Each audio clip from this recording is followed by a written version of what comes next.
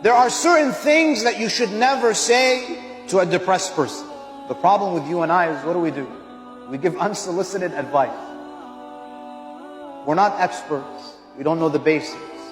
But when we see someone depressed, we start to give them advice. And we give them the worst advice. I'll share with you some things that you should never say to a depressed person. And many of you think that, what's wrong with this? These are Islamic values, yes?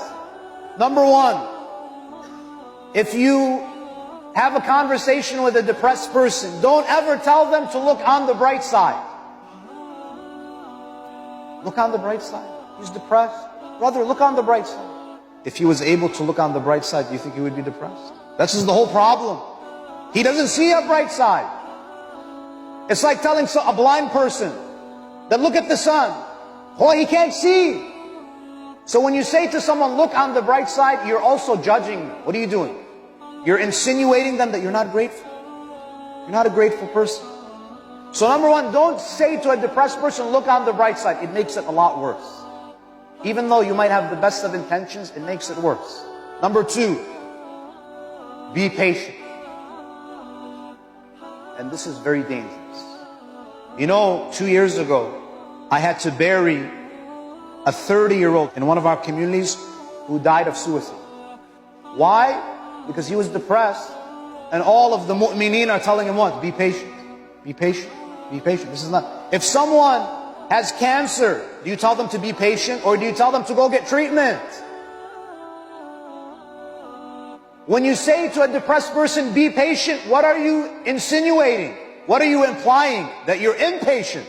Another judgment.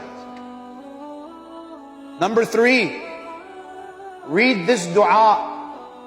Have you heard people like this in our community? Someone is clinically depressed. Read dua Joshin al-Kabir. Not Saghir, I'll give you the Kabir one, right? Read dua Joshin al-Kabir. Read this, read that. Now I'm not saying that dua doesn't have an effect. Allah says in the Quran, أَلَا بِذِكْرِ اللَّهِ تَطْمَئِنُّ الْقُلُوبِ, that the remembrance of Allah brings tranquility to the hearts. But dua is only part of the solution. In the same way that when you are sick, dua is only part of the solution. You still take medicine. You still go to the doctor.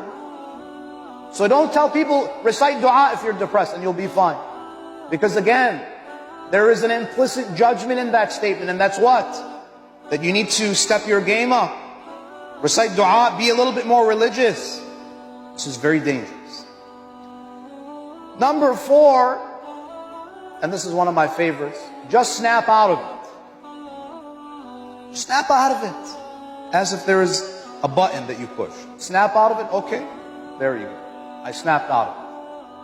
This is very insensitive. Especially if you have never experienced depression, this is insulting. This is very insensitive. Just snap out of it. And number five, there are people who are suffering more than you. You know, someone is depressed, he's suffering or she's suffering.